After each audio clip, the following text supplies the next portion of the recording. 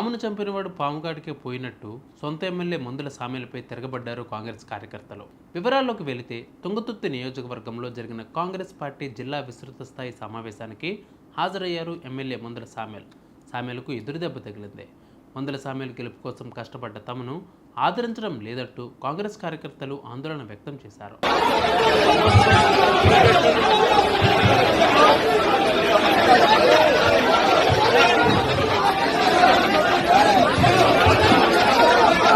నీ గెలుపు కోసం ఇంత కష్టపడ్డ మమ్మల్ని పట్టించుకోవా అంటూ ప్రశ్నించారు.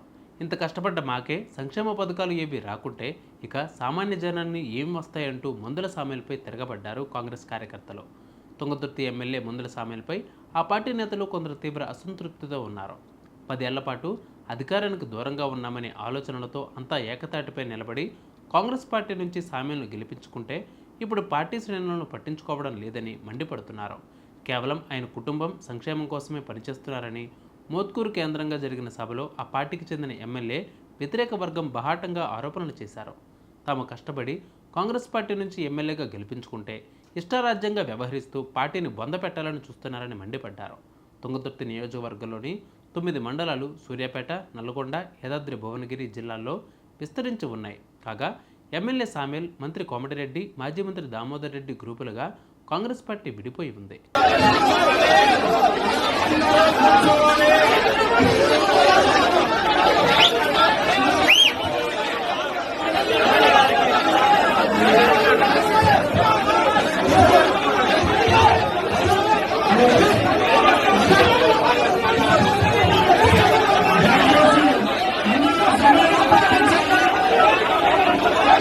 ప్రధానంగా ఎమ్మెల్యేపై నిరంతరం అసంతృప్తి జ్వాలలు చెలరేగుతున్నాయి. తట్టడి ఇసుక కూడా ఎత్తనివ్వనని ఎన్నికల ముందు ఊరూరా తిరిగి ప్రచారం చేసి సామెలు ప్రస్తుతం ఆయన కుమారులతో దందా నడిపిస్తున్నారని కాంగ్రెస్ నాయకులే విమర్శిస్తున్నారు.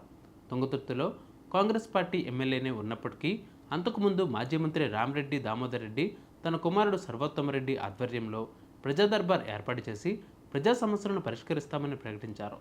సౌలి గౌరారం మండలానికి చెందిన నాగరాజు అనే వ్యక్తి ఎమ్మెల్యే పోలీసులకు చెప్పి తనను చితకబాదించారని ఆరోపిస్తూ ఆత్మహత్యా యత్నానికి పాల్పడడం కూడా అప్పట్లో కలకలం రేపింది. అర్వపల్లిలో కాంగ్రెస్ సీనియర్ నేత యోగానందాచార్యులు నేతృత్వంలో ఎమ్మెల్యేకు వ్యతిరేకంగా సమావేశానికి సిద్ధమవగా రాత్రికి రాత్రే సొంత పార్టీ నాయకులను ముందస్తు అరెస్టులు చేయించడం వర్గపోరు ఏ స్థాయిలో ఉందో తేటతెల్లం చేసింది.